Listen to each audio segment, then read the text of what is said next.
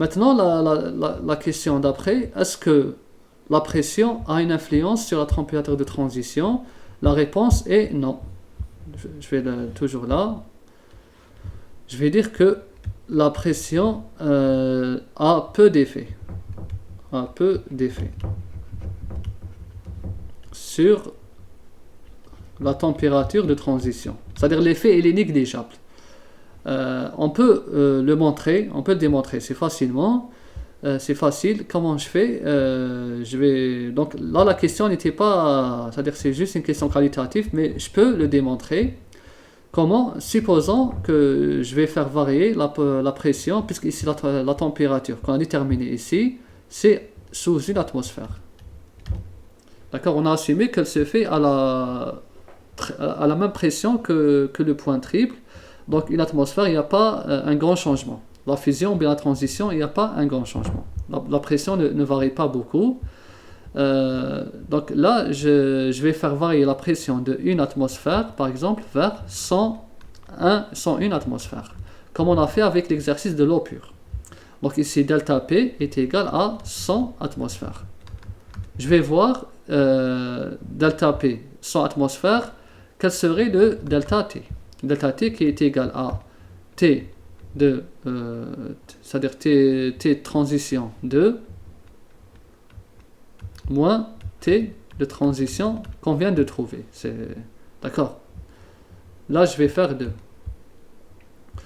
Donc, qu'est-ce que je vais faire? Je vais appliquer la relation de Clapeyron. Mais la relation, il ne faut pas oublier que c'est un système condensé. Donc, ça va être dP sur dt est égal à delta H de transition sur T delta V. D'accord? Donc ici, en faisant l'intégration, je vais obtenir ça. Donc bon, je peux développer rapidement. dP est égal à delta H, en assumant que l'enthalpie de transition est indépendante de la température. Delta V aussi indépendante de la température. Je vais faire dt sur T. Donc là, comme ça. Donc ici, une atmosphère à 101 atmosphères. Ici, de T de transition vers T de transition à la pression 2. C'est-à-dire, je vais écrire 2. À la fin, je vais avoir ça, delta P est égal à delta H après intégration de transition sur delta V ln de T de transition 2 sur T de transition qu'on a calculé. Je vais toujours aller vers la droite.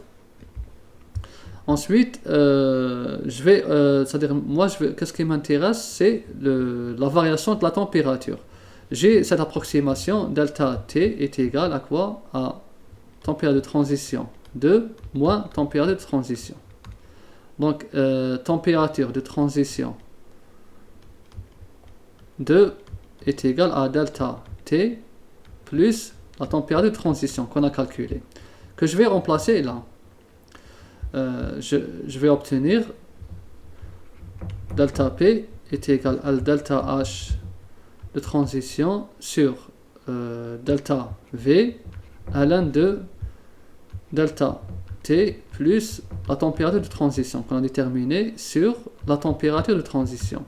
Après avoir remplacé et tout, je vais obtenir ça. Delta T est égal à température de transition exponentielle, parce que là c'est ln, exponentielle delta P fois delta V sur delta H de transition moins T de transition.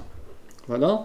Maintenant, ce qu'il faut savoir, c'est le delta V est égal au volume spécifique du solide monoclinique moins le volume spécifique du solide cubique. Parce qu'on a une transformation de cubique vers monoclinique. Delta, c'est final moins initial. Et c'est égal à 0, donc ici, ça va être... c'était 0,250, je pense. L'énoncé d'exercice.